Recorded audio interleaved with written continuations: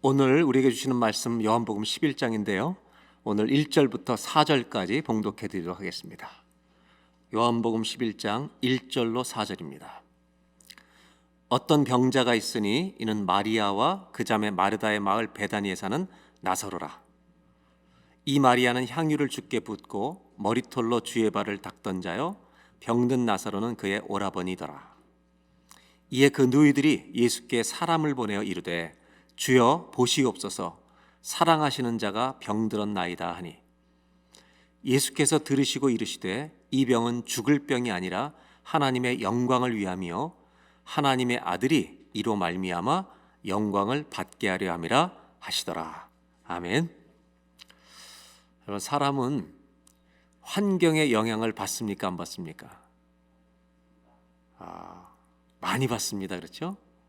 사람은 환경의 영향을 받고 자라나게 되어 있습니다. 그런 관점에서 신앙은 무엇일까? 한번 따라하시면 좋겠어요. 한번 저를 따라하실까요? 신앙은 주님의 영향을 받는 것입니다. 우리가 수많은 사람과 환경의 영향을 받고 자랐잖아요.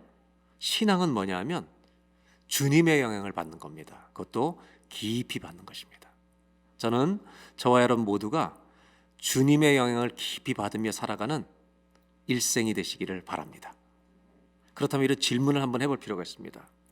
우리가 믿는 복음은 우리 삶에 어디까지 영향을 미칠 수 있는가? 잠깐 그림을 볼까요? 우리가 믿는 복음은 모든 믿는 자에게 구원을 주신 하나님의 능력이라고 말했습니다. 이 복음이 하나님의 나라에 들어가는 천국을 믿는 정말 그 소망이고, 이 영혼 구원에만 적용이 되고 영향을 미치는 것인가? 아니면 내 가정에도 복음이 영향을 미치고, 사업에도, 사업할 때도, 내 성품에도, 내 꿈과 비전에도, 그리고 내가 받았던 상처에도 복음은 영향을 미치는가? 한번 우리에게 질문해 봐야 합니다. 사람마다 미치는 영향력은 다를 거라고 봅니다. 이거를 조금 더 쉽게 이야기해서 이 가운데 복음을 다른 것으로 바꿔보겠습니다. 왜? 복음은 뭐냐 하면 그리스도가 우리 위해 죽으시고 살아나신 게 복음이에요. 다음을 보겠습니다. 복음을 믿는다는 것은 그리스도가 우리 안에 들어와 계신 건데, 이 그리스도가 내 영혼을 구원하시는 구원자만 되시는가? 아니면 내 삶 전 영역을 다스리는데 주님이 일하고 계시는가? 즉 주님이 주인 되시는가? 내 삶의 모든 영역에. 이것을 한번 질문을 던지면서 말씀을 시작했으면 좋겠습니다. 오늘부터 4주 동안, 사순절 남은 기간부터 부활주일까지 4주 동안 이런 시리즈로 말씀을 나누려고 합니다. 그 제목은 영어로 The Danger of If입니다. 만약이라고 하는 것의 이 위험성에 대해서 4주 동안 말씀을 나누려고 합니다. 이 4주는 그래서 오늘부터 부활주일까지 모든 설교가 연결되어 있습니다. 요한복음 11장을 쭉 읽으면서 우리가 부활주일까지 갈 것입니다. 제가 만으로 29의 목사 안수를 받았어요. 한국에서 30살 때죠. 그때부터 본격적으로 제가 목회자가 되기 위해서, 좋은 목회자가 되기 위해서 공부하는 일에 조금 마음을 쏟았던 것 같습니다. 그래서 저에게 책을 통해서, 많은 저자들을 통해서 신앙과 신학, 사상, 삶, 여러 가지에 깊은 영향을 준 좋은 신앙의 기독교의 어른들이 있습니다. 한국의 목사님들 통해서도 배웠지만 서양의 많은 사람들의 책을 통해 영향을 깊이 받았습니다. 그 중에 사람의 내면 세계, 우리의 내면에 대해서 집중적으로 제 마음을 쏟도록 영향을 준 몇 분의 사람들이 있습니다. 그 사람들을 다 소개할 수는 없지만 제 인생에 이렇게 참 저의 자신의 내면을 거울로 비춰보듯이 괴로워하기도 하고 또 치유를 받기도 하고, 그래서 저로 하여금 내적 치유도 받을 뿐만 아니라 평생토록 주님의 은혜로 내적인 치유를 받으며 살아갈 수 있도록 그 눈을 열어준 사람들이 있습니다. 그때 제가 깨닫게 된 것은 뭐냐면, 왜 영향을 받았냐면, 우리 인생에 일어났던 과거의 사건이나 상처나 아픔들이 우리 신앙생활에 문제를 일으킬 수 있다는 것을 보게 해준 사람들이기 때문입니다. 내가 과거에 있었던 어떤 상처가 오늘날 신앙생활을 건강하게 하는데 장애물이 될 수 있다는 것을 깨닫게 해준 겁니다. 그래서 그때부터 저는 성화라고 하는, 주님을 닮아가는 이 sanctification이라는 성화의 과정은 내면의 치유와 함께 일어나야 된다는 것을 확신하게 되었습니다. 성경을 읽다 보니까 누가복음 15장에 보면 잃은 양의 비유가 나오는데요. 100마리의 양 중에 한 마리를 잃어버리고 그 잃어버린 양을 목자가 찾아갑니다. 근데 찾은 다음에 다시 집으로 돌아오는 광경에서 양을 데리고 인도하는 목자의 다른 모습을 우리는 보게 됩니다. 양은 목자가 앞서가서 따라오게 하든지 뒤에서 안내하면서 방향으로 몰아가든지 이렇게 두 가지 방법으로 인도하는데, 잃어버린 양을 찾아서 데리고 올 때 예수님은 그 비유에 어떻게 설명하시냐면, 잃은 양을 찾은 즉 어깨에 메고 집으로 온다고 말합니다. 여러분, 그렇게 양을 메고 온다는 것은 이 양을 찾은 목자의 기쁨도 상징하지만, 혼자 있었을 동안, 버림받은 시간 동안 양이 의인화한다면 이 양이 가지고 있었을 고독과 두려움과 불안을 어깨에 매줌으로 말미암아, 그를 터치해 주심으로 말미암아 내가 너를 사랑한다, 그 모든 불안들을 녹여주는 치유의 과정이 포함되어 있는 것이 아닐까, 이런 생각을 저는 하게 됐습니다. 구원이라고 하는 이 은혜는 있잖아요. 하나님이 우리를 구원하신 것은 영혼 구원만을 위해서 구원하신 게 아니라 저희들의 삶 전체, 감정, 정서, 모든 것을 주님이 회복시켜가는 은혜의 여정이라고 저는 믿습니다. 그래서 구원받은 사람은 내 삶 속에서도 하나님이 관여하셔서 저와 여러분의 삶을 회복시켜 나가는 일을 구원의 역사 속에서 이루실 줄로 믿습니다. 그래서 여러분, 우리가 삐졌을 때 기도하면 주님이 우리를 매주시는 거예요. 껴안아 주시는 거예요.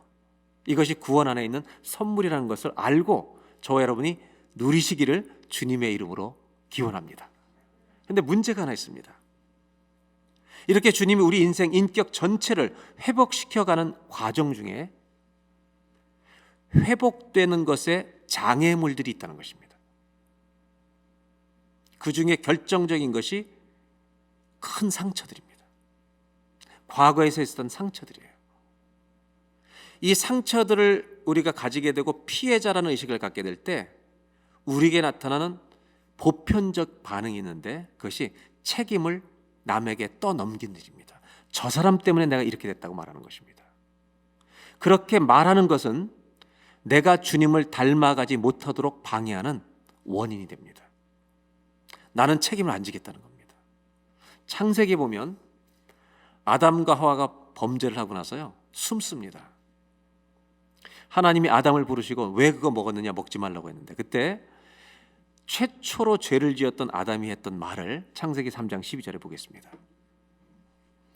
아담이 이르되 하나님이 주셔서 나와 함께 있게 하신 여자, 하나님이 만드시고 하나님이 나와 함께 하신 여자, 그가 그 나무 열매를 내게 주므로 내가 먹었습니다. 이렇게 핑계를 대더라는 겁니다.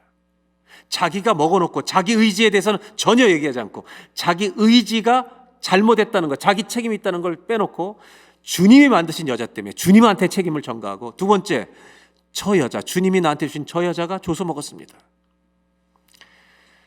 사실은 이것 때문에 책을 한 권 쓴 분이 있어요. 이분도 저에게 내면 세계에 영향을 주신 분이에요. 그분은 레리 크랩이라는 분입니다. 이 레리 크랩은 이 장면을 가지고 책 한 권을 썼어요. 책 제목이 The Silence of Adam, 아담의 침묵. 이때는요, 사람들이 뭐 카페를 갈 때도 없었어요. 둘밖에 없을 때니까 24시간 같이 있을 때인데 무슨 남에게 핑계를 대냐. 하와가 먹을 때 아담이 어디 있었겠냐는 거예요. 그 옆에 있었다는 거예요. 침묵하면서 그가 동조했다는 겁니다. 그래서 책을 한 권 썼어요, 이 사람이. 그런데 13절에 보면 하와도 역시 마찬가지입니다. 아담이 책임을 전가했던 것을 하와에게 하나님 물어보십니다. 창세기 3장 13절에 너 왜 먹었느냐? 그때 여자가 대답합니다. 뱀이 꿰어서 내가 먹었습니다. 내 책임이 없다는 거예요. 여러분, 우리 모두가 마찬가지예요. 과거의 상처에 대해서 우리가 보편적으로 가지고 있는 내면적 반응이 뭐냐면 저 사람만 안 만났으면. 그래서 나도 모르게 책임을 전가하는 행위를 하고 있다는 것입니다. 이것이 우리가 하나님 주님을 닮아가는데 방해가 되는 상처 입은 사람들 중에 가지고 있는 증후군 중에 하나라는 것입니다. 이 부분을 우리가 이해하면서 오늘 우리가 말씀으로 들어가야 합니다. 책임 전가라고 하는 거, 영어로는 이제 블레임 게임이라고 하는 것이 보편화되어 있는 용어입니다. 원래 이 블레임 게임이라고 하는 이 용어는 1937년에 미국의 한 주에서 정치적인 어떤 사업 일에 대한 실패가 있을 때 정치인들이 전부 다 책임을 안 지고 누구 때문이라고 말하는 여기에서 유래가 된 단어가 블레임 게임입니다. 이 책임 전가는 우리 내면의 모든 사람에게요 자동 장치처럼 워킹합니다. 여러분 단추 누르실 필요가 없어요. 문제가 딱 터졌을 때 자동적으로 우리가 반응하는 기가 막힌 장치입니다. 그런데 이런 마음을 가지고만 있으면 상처에 대해서 나는 이런 상처를 받았기 때문에 이렇게 살아도 돼, 내가 성격이 이래도 돼 라고 하는 주님을 닮아가는 것에 대해서 오히려 내가 안 닮아가도 된다는 정당화시킬 수 있는 요인이 된다는 것입니다. 매우 조심해야 합니다. 이번에 주제를 만약에라고 하는 The danger of if, 만약에 이렇게 했더라면, 이 만약의 위험이라고 하는 제목을 붙이는 이유가 있습니다. 그것은 아까 제가 말씀드렸던 인간의 내면을 돌아보게 하는데 영향을 주었던 중에 사람들 중에 한 분이 쓴 책 제목과 연관됐기 때문입니다. 저는 그분이 이제 30년 전에 제가 그분 책을 처음 만났는데, 제가 지금 말씀드린 이 책은 25년 전쯤에 나왔어요. 그러니까 제가 5년 전쯤에 이 책, 4, 5년 전 이 책을 읽었을 때 굉장히 큰 충격을 받았습니다.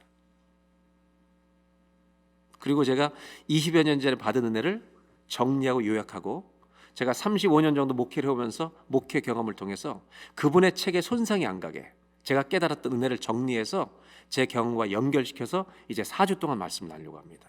그래서 이 4주 동안의 설교는 제 설교가 아닐 수 있습니다. 그분의 설교라고 말하는 것이 맞을 수가 있습니다. 가급적 제가 깨달은 은혜를 정리하고 우리 성도님들과 함께 목회하면서 제가 경험한 것들을 정리해서 함께 제가 나누려고 하기 때문입니다. 그래서 부활절 때 이 설교가 끝나는 날 그 책 제목까지 소개를 다 해드리려고 합니다. 그분이 많은 사람을 상담하면서 큰 상처에 피해를 입은 사람들 가운데 공통적으로 가지고 있는 어휘가 있다는 것입니다. 그 단어가 뭐냐면 표현이 만약에 이렇게 했더라면 이라고 하는 것입니다. 그래서 과거에 묶여서 살게 한다는 겁니다. 오늘을 살고 있는데 자꾸 과거를 산다는 것입니다. 앞으로 나아가야 될 일이 많은데 못 나가게 한다는 것입니다. 그래서 이 4주 동안 저와 여러분 함께 나눌 말씀은 이 책임 전가 같이 말하는 과거를 소환하는, 내가 과거에 묶이게 만드는 만약 이렇게 했더라면 이런 우리의 문제점에 대해서 성경은 어떤 답을 주고 있는가, 그 답을 찾는 것을 4주 동안 좀 나누려고 합니다. 왜냐하면 복음은 피해를 받고 상처 입은 사람들이 상처 입은 자로 살게 놔두는 것이 복음이 아니라 그 사람을 회복시켜서 승리자로, 정말 건강한 사람으로 주님이 살아가도록 돕는 것이 복음의 능력이기 때문에 그렇다는 것입니다. 놀랍게도 요한복음 11장에 여기에도 만약이란 단어가 나온다는 것입니다. 11장 1절로 가보겠습니다. 어떤 병자가 있으니 마리아와 마르다와 베다니에 사는 나사로라, 같은 가족 남매들입니다. 2절, 마리아는 향유를 주께 붓고 머리털로 주의 발을 닦던 자요, 병든 나사로는 그의 오라버니더라. 여러분, 이 가정은 예수님이 언제든지 길을 가다가 베다니 지역을 들러서 언제나 티도 마실 수 있고 밥도 얻어먹을 수 있는 너무나 예수님과 가까운 가정이었습니다. 3절입니다. 이에 그 누이들이, 동생들이죠, 예수께 사람을 보내 이르되 주여 보시옵소서, 사랑하는 자가 병들었나이다. 이제 이렇게 얘기합니다. 지금 예수님은 유다 지역에서 사역을 하고 계시고 베다니에서 이제 가족에서 살고 있는데 나사로가 아픈 겁니다. 예수님이 자주 들으시던 집이에요. 자기들을 사랑하시는 것 알고 있습니다. 그런데 오빠가 병들어서 이 마르다와 마리아가 사람을 예수님 있는 곳에 보내서 뭐라고 말하냐면, 주님 보십시오, 사랑하시는 자가 병들었습니다. 이 말은 왜 하는 거예요? 왜 연락을 하는 거예요? 이 말은 주님 빨리 우리 집으로 오세요, 우리 집 도와주세요, 이런 말입니다. 간절한 기대가, 사랑하시는 사람을 향한 기대가 있습니다. 왜? 사랑하시는 분이 주님이시니까 당연히 고칠 수 있으니까 부탁하는 게 당연하죠. 그런데 성경은 주님과 이 가정의 관계를 한 절 더 설명하고 있습니다. 5절을 보겠습니다. 다 같이 한번 읽겠습니다. 예수께서 본래 마르다와 그 동생과 나사로를 사랑하시더니. 성경은 의도적으로 이것을 밝힙니다. 예수님이 이 세 사람, 이 가정을 특별히 사랑하는 사람이었다는 걸 모든 사람이 알게 하십니다. 우리가 다 알아야 됩니다. 이거는 왜? 주님이 사랑하신다고 얘기했으니까. 그런데 문제는 뭐냐면, 이 가정에 오빠가 병이 있는 겁니다. 그래서 사람을 보낸 겁니다. 3절을 다시 보겠습니다. 사랑하고 있는 이 가정에 병이 든 겁니다. 그래서 주여 보십시오, 사랑하는 자가 병들었나이다, 이 여동생들의 말을 예수님께 전한 겁니다. 이 말의 의도는 분명합니다. 빨리 오셔서 모든 일을 중단하고 오셔서 고쳐주십시오, 이것을 요청하시는 것입니다. 사랑하시는 걸 알고 있는데 당연히 원하는 거죠. 여기서 우리는 한 가지 중요한 질문을 오늘 해야 됩니다. 이것이 우리의 믿음이 흔들리게 하는 이유가 될 수 있기 때문입니다. 주님이 사랑하시는 사람이 병들어도 괜찮은 것입니까? 주님이 사랑하시는 사람이 비극을 당하도록 내버려 두셔도 괜찮은 것입니까? 우리들에게는 이런 질문이 있습니다, 여러분. 주님이 우리를 사랑하시는데 어떻게 우리 집에 이런 일이 날 수 있습니까? 이것이 상처를 가지고 신앙생활하는 사람들이 갖고 있는 질문들입니다. 저도 마찬가지입니다. 그런 일이 있을 때 그런 질문을 가질 수밖에 없습니다. 주님께 할 수 있죠. 이것은요, 저와 여러분들에게는 보이지 않는 마음의 공식일 수 있습니다. 수학 공식처럼. 뭐냐면, 사랑하신다면 잘해 주셔야지, 이런 거는 좀 피하게 해주셔야지, 이런 말로는 다 하지 못하지만 우리 안에 이 공식이 워킹을 하고 일하고 있어요. 반대로 사랑하신다가 혹시라도 아팠다면, 주님 보십시오, 병들었나이다, 이 말은 뭐예요? 빨리 와서 어떻게 해보십시오, 좀 고쳐보십시오, 이것이 당연히 우리의 요구일 수 있다는 것입니다. 이 요청이 이들의 이야기 속에 들어있습니다. 근데 주님은요, 안 오시는 거예요. 그래서 여러분, 주님이 보여주시는 사랑을 우리가 이해하기가 어려울 때가 많습니다. 왜? 하나님이 사랑하신다는 거 알겠는데 내가 처한 환경은 하나님이 사랑을 조금 덜 하시는 것 같아라고 생각하는 환경이라는 겁니다. 제가 조금 더 이어가기 전에 여러분들에게 질문 한번 해볼게요. 여러분 대답을 잘 해보세요. 자기 스스로에게. 하나님이 여러분과 여러분의 가정을 정말로 사랑하신다고 믿으십니까? 어떤 사람은 무지무지 사랑하십니다, 아멘 아멘 바로 할 겁니다. 근데 어떤 사람은 정말 그렇게 믿는데 요즘은 좀 아니신 것 같아, 요즘 주님이 조금 나한테 삐지신 것 같아, 뭐 이렇게 얘기할 수도 있어요. 왜냐하면 그 사랑하시는 마음이 우리가 내 상황에 따라, 내 믿음에 따라 약간 다르게 느낄 수 있는 거 사실입니다. 문제는 뭐냐 하면, 하나님을 믿는 믿음도 포기할 수는 없는데 하나님의 사랑이 신통치 않은 것 같아서 이 두 가지를 붙드는 것이 모순처럼 보인다는 겁니다. 그런데 우리 모든 예수 믿는 성도들, 그리스도인들은 모순처럼 보이는, 하나님이 사랑하시는데 사랑하시지 않는 것처럼 느껴지는 이 상황을 반드시 우리는 직면해야만 합니다. 왜? 그런 일이 일어나기 때문에 이걸 통과해야만 합니다. 제가 얘기하는 이 책을 쓰신 분은 아버지 때부터 인도 선교사였습니다. 이분은 선교사였고 목회자였고 이제 교수로서 마지막 일생을 마쳤습니다. 그래서 실제 사람 고통당하는 사람들의 경험을 너무 많이 본 사람입니다. 인도 선교사로 오랫동안 섬겼는데요. 이분이 인도 선교사로 섬길 때 이 가정에도 비극이 옵니다. 첫째 딸이 3살 되었을 때 둘째 아들을 낳았습니다. 근데 이 아들이 잘 자라서 10개월이 되었을 때 갑자기 닥친 병으로 죽습니다. 10개월 된 아기를 선교지 인도 땅에서 묻습니다. 그리고 더 가슴 아팠던 건 뭐냐면 3살 된 첫째 딸이 누이가 여자아이가 왜 동생 안 오냐고 계속 밤마다 운다는 것입니다. 그때부터 이 부부가 눈물이 터지기 시작합니다. 그리고 이들이 뭐라고 기도했냐면 하나님 왜 우리 가정에 이러십니까? 미국을 떠나 16,000km 떨어진 인도라는 이 열악한 환경에 와서 하나님의 복음을 전하는 우리 가정을 주님이 사랑하신다면 왜 이 일을 우리 가정에 행하시는 것입니까? 울고 얼마나 오래 울었는지 모른다고 그는 쓰고 있습니다. 그때 영국에 있는 선교사, 영국 출신의 선교사가 자기한테 와서 이러더래요. 해줄 말이 없잖아요. 그 고통 속에서.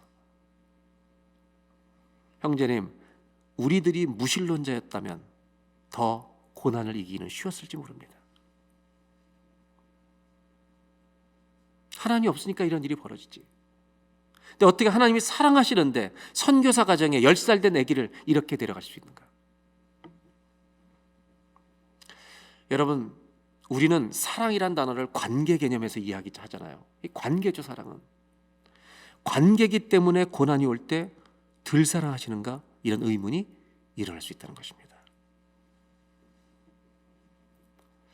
그래서 이분은 책에서 이런 얘기를 하나 써놨어요. 테레사 수녀도 인도에서 일했잖아요. 테레사 수녀가 그 어려운 사람들 많이 돌보다가 너무 괴로운 거예요. 너무 착하고 선한 사람들이 고통당하고 죽어가는 일이 너무 많으니까 하나님께 기도를 했답니다. 선교사님이, 테레사 수녀가. 하나님 왜 이렇게 착한 사람들이 고통당하다 죽게 하십니까? 주님 왜 사랑하신다면 이렇게 하십니까? 그랬더니 하나님이 테레사 수녀에게 어느 날 이렇게 대답하시더래요. 나는 원래 내 친구들을 그런 식으로 대한다. 이런 대답을 하시더래요. 그래서 테레사 수녀가 농담처럼 대답을 했대 하나님한테. 하나님 알겠습니다.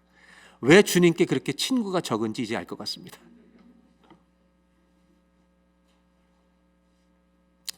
이 인도 선교사님은 답은 이미 알고 있었습니다. 하나님이 해답이신 걸 압니다. 하지만 고통이 심할 때는요, 하나님마저도 문제의 일부로 보일 수 있다는 것입니다. 여러분, 우리는 타락한 세상, 죄를 가지고 사는 악이 만연한 세상에 살고 있다는 사실을 알아야 합니다. 그래서 지나가다가 상처를, 문제를 언제나 당하고 만날 수 있습니다. 성경에 보면 예수님은, 오해하지 말아야겠는데, 우리 예수님은 성도들에게 어떤 고난도 당하지 않을 거라는 모든 고난을 면제받는 특별 여건을 만들어 주신 적은 한 번도 없습니다. 그 대신 어떤 문제를 만나도 내가 너와 함께 하리라는 특별 임재의 약속은 해주셨다는 것입니다. 주님은 이 선교사님의 죽은 아들에 대해 어떤 해답도 주시지 않았습니다. 주님 자신만이 답이라고 가르쳐 주셨습니다. 왜 사랑하는 사람들에게 주님은 그 고난을 당하도록 내버려 두시는가? 믿음을 흔들리게 할 수 있는 일입니다. 지금 이런 사건들과 나사로가 병들었다는 이 사건들은 전부 한 가지 초점의 이야기로 요약이 됩니다. 하나님이 우리를 사랑하신다면 이 모든 고난과 비극으로부터 우리를 막아주시든지 건져주셔야 한다는 것이 우리의 생각입니다. 그리고 하나님이 간섭해 주시고 막아주셔서 우리를 도와주신다면 하나님이 우리를 사랑하시는 증거로 우리는 언제나 해석할 수 있는 준비가 너무너무 돼 있기 때문입니다. 만약 그렇지 않다면 하나님의 사랑에는 문제가 있는 거 아니야? 이런 질문을 던질 수 있습니다. 그렇다면 여러분, 이것이 맞는 것입니까? 잘못된 것입니까? 우리의 이런 공식이 올바른 것입니까? 아니면 뭔가 문제가 있는 것입니까? 예수님은 나사로가 병들었다는 얘기를 듣고 그 찾아온 사람들, 심부름시킨 사람에게 제자들 앞에서 이렇게 말합니다. 말씀을 하시는데 11장 4절을 보겠습니다. 예수께서 들으시고 이르시되 이 병은 죽을 병이 아니라 하나님의 영광을 위함이요. 이 병은 죽을 병이 아니라 하나님의 영광을 위한 것이라고 대답하셨습니다. 그리고 하나님의 아들이 이로 말미암아 예수님도 영광을 받게 하려 함이라 라고 대답을 하셨습니다. 5절, 예수님이 너무너무 사랑하시는 가정이라고 그 다음에 설명을 합니다. 사랑하시는 가정이었습니다. 근데 6절에 이상합니다. 나사로가 병들었담을 들으시고 안 가십니다. 그 계시던 곳에 이틀을 더 유하셨다는 것입니다. 이게 이해할 수 없는 부분입니다. 사람들이 왔어요. 예수님이 안 오신다는데요. 아직 사역을 좀 더 하신다는데요. 여러분, 마르다와 마리아가 당황했을 거를 여러분 상상이 되십니까? 아니, 그렇게 사랑을 우리가 부탁하는데 안 오셔. 주님 뭐야 이거, 우리 사랑하시는 거 맞아? 이런 오해를 충분히 불러일으키는 장면입니다. 왜 주님이 이렇게 하시나? 예수님이 하신 말씀 있잖아요. 죽을 일 아니다. 하나님의 영광을 위한 것이다. 이 말을 들을 수 있는, 묵상할 수 있는 여유가 없습니다.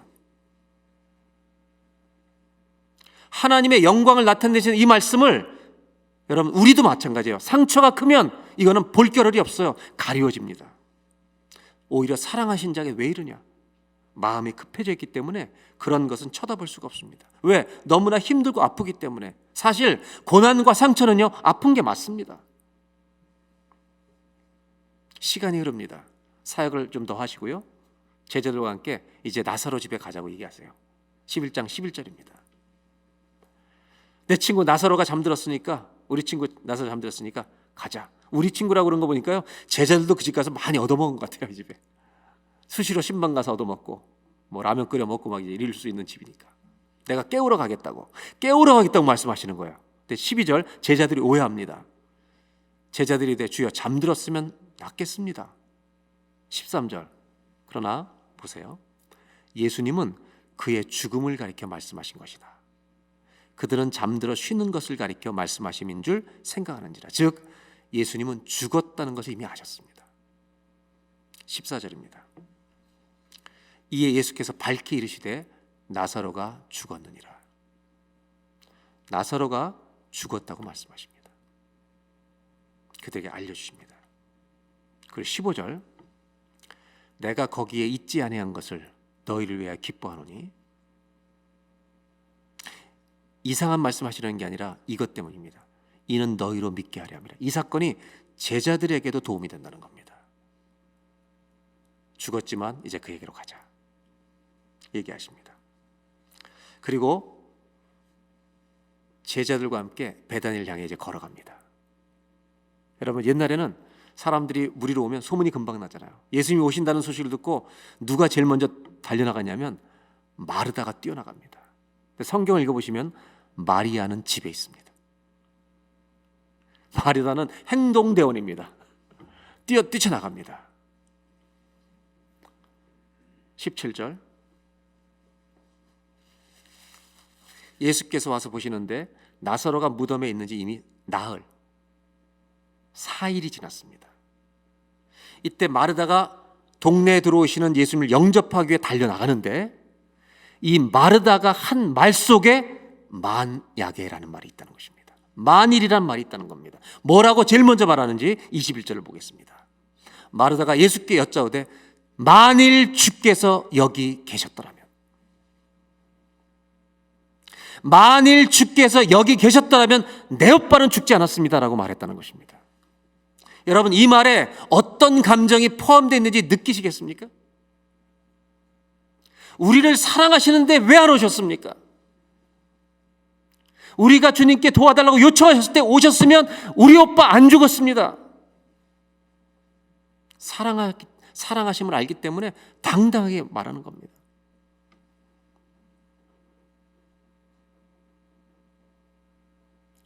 그러나 여기서 머물지 않고 마르다는 그래도 주님은 죽어도 또 살릴 수 있는 분 아닙니까? 대화가 오고 갑니다. 마리아를 불러오라고 합니다. 근데 여러분, 마리아는요, 우리가 아는 상식으로는 마르다보다 신앙이 더 깊은 분이잖아요. 마리아가 나와서 예수님을 뵙고 인사합니다. 그리고 그가 했던 말이 뭔지 아십니까? 32절입니다. 마리아가 예수 계신 곳에 가서 배웠고 그 발에 엎드려 이르되, 똑같이 말합니다.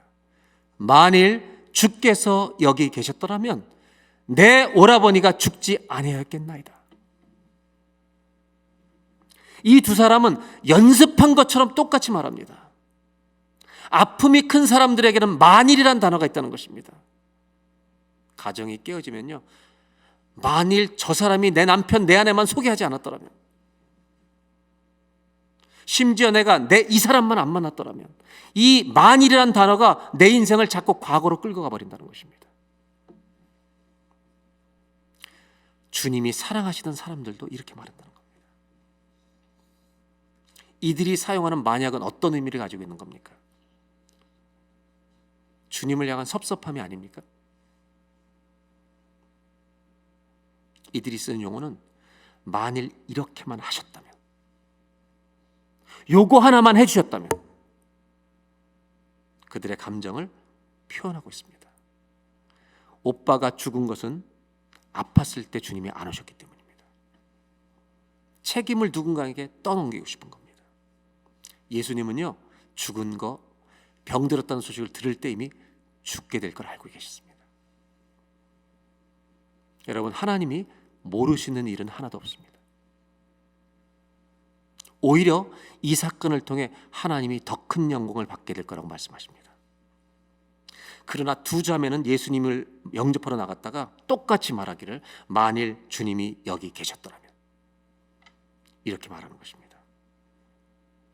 믿음과 주님의 사랑, 이 사랑과 주님을 믿는 믿음과 고난, 이 두 가지를 같이 붙드는 것은 참 어려워 보입니다. 왜? 우리 안에 공식이 있기 때문입니다. 그러나 한번 생각해 보세요. 성경을 여러분 읽어보실 때 하나님이 혼란스러워 하실 때가 있었나 보십시오. 하나님이 당황하실 때가 있는지, 어느 집에 큰일이 났을 때 주님이 당황하신 적 있습니까? 혼인집에 포도주가 떨어질 때 우리 예수님이 흥분하셔 큰일 났다, 주님이 사람들의 그 동요에 같이 동요하신 적 있습니까? 우리 주님은 창조 때부터 혼돈 속의 말씀으로 질서를 창조하신 분이십니다. 우리가 혼동스러운 가운데도 주님은 주님의 일을 하고 계신 줄로 믿습니다. 우리의 삶 속에도 이런 만약의 순간들이 다 있습니다. 그래서 이 말을 하면 감정적으로 뭔가 좀 시원해지긴 하는 것 같지만 문제가 해결되는 것은 아닙니다. 오늘 저는 여러분들과 이제 결론에 도달하려고 합니다. 첫 번째로 오늘 한 가지만 오늘 첫째 나누려고 합니다. 이렇게 만약이라는 질문을 가지고 사는, 상처 때문에 사는 우리들, 이것 때문에 주님을 닮아가는 거에 장애가 되는 이 문제들, 저 사람만 안 만났으면 내가 이 큰 상처가 없었다, 내가 이런 가정에서만 태어나지 않았다면 나도 성격이 좋았을 거다, 이렇게 자꾸 책임을 전가하면서 자기의 책임을 회피하고 주님을 닮아가는 방향으로 나아가지 못하게 하는 이 요소를 성경은 어떻게 해결하라고 말하고 있는가? 그것은요, 예수님 안에서 해결이 됩니다. 십자가 사건에서 해결됩니다. 마태복음 27장 35절을 보겠습니다. 그들이 예수를 십자가에 못 박은 후에 옷을 제비 뽑아 나누고, 37절, 그 머리 위에 이는 유대인의 왕이라. 우리 예수님이 하나님이라고 언제나 증언했기 때문에 유대인의 왕이라고 조롱하면서 죄패를 붙였습니다. 신성 모독죄라고. 39절, 우리 예수님은요, 사람들에게 조롱을 당하셨습니다. 지나가던 자들은 머리를 흔들어요. 얼마나 기분 나쁜 겁니까? 우리가 사람 보고 고개 한번 흔들어 봐요. 얼마나 기분 나쁜지. 저건 인간도 아니야, 이렇게 흔들어 봐요. 예수님 모욕합니다. 그런데요, 여기에도 만약이 나옵니다. if라는 단어가 나옵니다. 40절입니다. 이르되 성전을 헐고 사흘에 짓는 자여. 네가 이렇게 말하잖아. 예수님에게 이렇게 말합니다. 네가 만일 하나님의 아들이라면, 네가 진짜 하나님의 아들이 맞다면 자기를 구원하고 십자가에서 내려오라, 능력으로 내려오라는 것입니다. 이때 사람들이 예수님을 조롱했던 단어가 만약입니다. If you are the son of God, 네가 하나님의 아들이 맞다면 십자가에서 내려오라는 거예요. 네가 스스로 구원하라는 거예요. 이게 끝이 아닙니다. 41절에 종교 지도자들이 대거 등장합니다. 41절, 대제사장들, 서기관들, 그 당시에 종교 어른들, 장로들 함께 주님을 희롱합니다. 42절에 뭐라고 말하냐면, 그가 남은 구원하였을 때 자기는 구원할 수 없도다. 그가 이스라엘의 왕이로다. 지금 십자가에서 내려올지로다. 그리하면 우리가 믿겠다. 내려오라고, 그럼 우리가 믿겠다는 거야. 그리고 이 사람들도 만약을 사용합니다. 43절, 그가 하나님을 신뢰하니 하나님이 원하시면, 만일 하나님이 이 사람을 사랑하시는 게 맞는다면 이제 그를 구원하실지라. 이제 그를 구원하실지라. 왜? 그의 말이 나는 하나님의 아들이라고 늘 말하고 다녔기 때문에, 나와 하나님은 하나라고 말하고 다녔기 때문에, 하나님이 원하시면 let God rescue him now, 지금. If he wants him, if God wants him, 하나님이 정말 그를 원한다면, 사랑한다면 건져내시라는 거예요. 그럼 우리가 믿겠다는 거예요. 여러분, 예수님이 십자가에 달려 조롱당하는, 수치를 당하는, 죽음을 직면하던 그 고난 가운데 사람들이 조롱하면서 했던 말이 뭔지 아세요? 당신이 하나님의 아들이라면, 하나님이 당신을 사랑한다면, 하나님의 아들이 맞다면 하나님이 끄집어내려라. 당신이 내려와라. 모두가 조롱합니다. 사랑을 보이라고 요구합니다. 하나님이 개입하셔서 만약 구원하신다면 이분은 하나님의 아들이라는 증거가 된다는 것을 온 세상이 말하고 있습니다. 만약 안 하신다면 하나님이 기뻐하신 자가 아니다. 하나님께 버림받은 자다. 우리 이렇게 생각했다는 겁니다. 여기에 이 사람들한테도 사랑과 고난은 함께 있을 수 없다는 생각이 지배하고 있습니다. 고난에서 건져주시면 주님은 사랑하는 거다, 이 사람을. 이 공식을 십자가는 깨뜨려 버립니다. 십자가에서 깨어집니다. 하나님은, 예수님은 이 모든 사람들의 만약을 거절하셨습니다. If only, 요거 하나만 한다면 주님은 거절하셨습니다. 사람들이 볼 때 예수님이 하나님의 아들이 아닌 것처럼, 하나님이 저를 기뻐하지 않는 것처럼 저주를 당하고 죽임당하는 그 모든 고통을 그대로 지나가게 하셨습니다.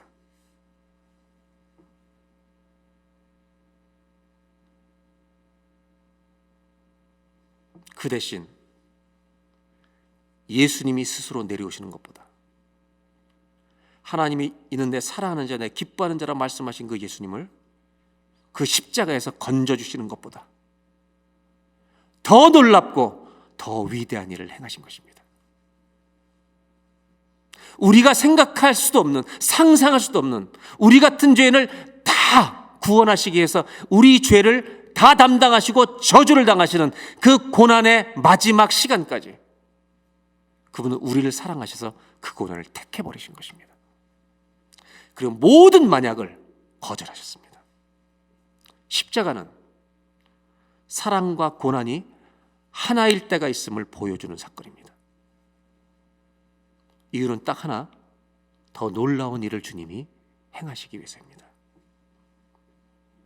예수님은 이 세상 사람들이 말하고 있는 만약이라는 단어에 가장 큰 피해자가 되셨습니다. 모든 사람이 볼 때 하나님이 아니라는 것을, 하나님의 사랑을 못 받는 사람이라는 것을 온 세상이 보게 하셨습니다. 그러나 잊지 마셔야 합니다. 하나님은 더 큰 사랑을 위해, 더 놀라운 일을 행하시기 위해 그 길을 택하셨습니다. 우리는 만약에 이렇게 했더라면이라는 이 말을 통해, 책임 전가를 통해 우리의 고난과 상처를 이기려고 한다면 평생 답은 못 찾을 것입니다. 과거에 묶여서 늘 살아야 할 것입니다. 그러나 십자가에 해답이 있습니다. 예수님이 십자가에 내려오시지 않고 수많은 만일에 대해서 다 거절하시고 돌아가신 이 사건은 이분이 이 땅에서 상처를 받고 피해를 입은 모든 사람들과 하나가 되실 수 있다. 동화가 되실 수 있다. assimilating이 될 수 있다. 그 사람을 이해할 수 있다. 라고 하는 증거입니다. 예수님은 이 땅에서 상처받은 모든 자들의 편에 서 주실 수 있는 분이십니다. 그들을 이해하시고 껴안아줄 수 있는 분입니다. 그리고 이분이 부활하신 것처럼 온 만유의 주가 되도록 알게 하신 것처럼 그 상처 입은 사람들을 상처에서 건져내셔서 부활의 승리에 참여할 수 있도록 도와줄 수 있는 이 땅의 단 한 분, 우리의 구원자, 우리의 치료자이십니다. 마지막으로 이게 던질 질문이 있습니다. 우리가 이분을 믿을 것인가? 내가 고통을 당할 때 주님이 만일 도와주셨다면, 이렇게 말하는 우리가 그 일을 통해 내가 받은 상처와 아픔을 통해 이것을 통해서도 주님은 더 놀라운 일을 행하실 수 있다는 것을 우리가 믿을 수 있는가? 믿을 수 없다면 사순절 기간인데요, 주님의 십자가를 바라보시기 바랍니다. 그분도 만약의 피해자가 되셨기 때문입니다. 그리고 이 땅에 만약에라고 이것을 되풀이하며 살고 있는 사람들을 향해 이제 그만두라고 말씀하십니다. 이것이 오늘 저의 설교의 결론입니다. 제가 결론을 읽어드리겠습니다. 남을 원망하고 남을 탓하고 책임을 떠넘기는, 하나님께까지 책임을 전가하는 이 모든 만약에를 버리고 내 아픔과 상처를 통해서 그것을 더 위대한 일을 행하실 주님이시라는 것을 믿고 십자가에서 피해자가 되신 주님을 바라보는 저와 여러분 되시기를 주의 이름으로 축원합니다. 사랑으로 고통을 이기신 예수님을 바라보시며 저와 여러분의 과거의 모든 아픔들까지도 주님의 영광스러운 일을 위해 바꿔주실 그분을 믿습니다. 그분을 사랑하십시오. 기도하겠습니다.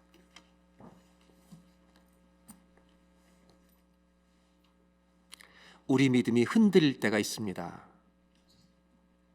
고난이 닥치면 사랑에 의심이 가는 것입니다. 마르다와 마리아가 요청했지만 주님은 이틀 동안을 더 사역지에 유하고 계셨습니다. 주님 왜 안 오십니까? 예수님이 오시자마자 달려나가서 마르다가 했던 말, 마리아가 나중에 했던 말도 다 만약이었습니다. 주님이 만약 여기 계셨더라면 우리 오빠 안 죽었습니다. 저와 여러분의 인생에도 이런 만약이라고 하는 과거를 소환하는 단어들, 내 상처를 불러내는, 과거에 묶여 사는 이런 일들이 얼마나 있습니까? 그러나 오늘 다 같이 한번 기도할 때 십자가 위에서 그 고난을 다 당하신 주님을 바라보시기 바랍니다. 만약 하나님의 아들이면 내려와 봐라. 만약 하나님이 저를 원하시면 당장 지금 끌어내시면 좋겠다. 그러면 주님이 저분이 하나님 아들인 거 우리도 믿겠다. 수없이 말하는데, 사랑의 증거를 보이라고 말하는데 주님은 사랑받지 않는 것처럼 그 만약을 거절하십니다. 십자가에서 죽어가십니다.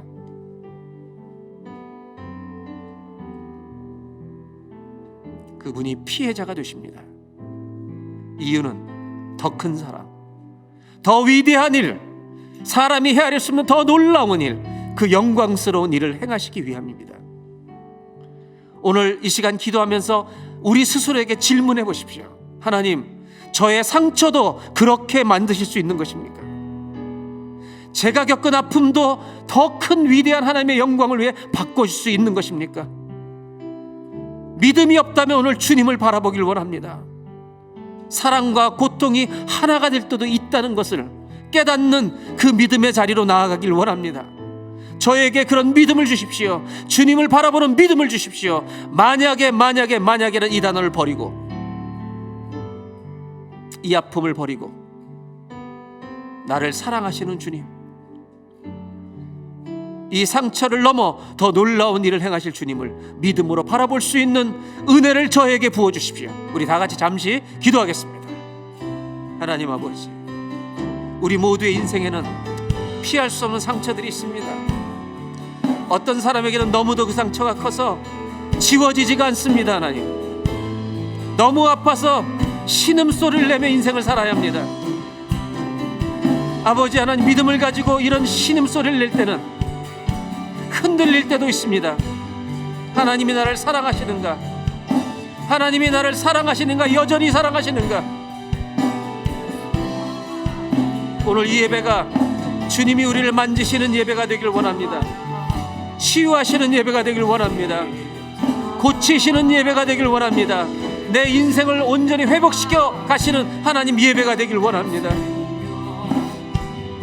하나님, 그런 은혜를 우리 모두에게 베풀어 주십시오.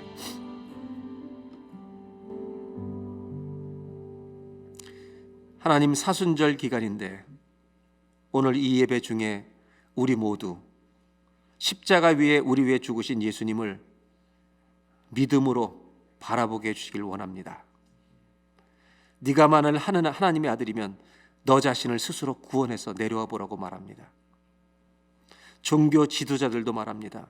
하나님이 원하시면, 하나님이 하나님의 아들을 사랑하시면 끄집어 내리라고. 그럼 사랑의 증거라고. 그러나 우리 하나님과 우리 예수님은 그 모든 만약을 거절하십니다. 피해자가 되십니다. 하나님이 사랑하시지 않는 것처럼 보입니다. 그 이유는 이 세상 누구도 상상할 수 없는 놀랍고 위대한, 이 세상에서 가장 위대한 일을 하시기 위해서 그렇게 하셨습니다. 십자가는 사랑과 고통이 하나일 때가 있다는 것을 가르쳐 줍니다. 오늘 저희들에게 믿음을 주시기를 원합니다. 이 하나님을 끝까지 신뢰할 수 있는 믿음. 내가 고난을 통과하고 있지만 주님이 여전히 나를 사랑하신다는 이 믿음. 그리고 우리 인생에 있었던 수많은 상처들까지도 하나님의 영광을 위해 더 위대한 일을 위해 바꾸실 수 있다는 이 믿음. 흔들리는 것이 아니라 더 성숙한 믿음에 이르게 하여 주옵소서. 예수 그리스도의 이름으로 기도하옵나이다.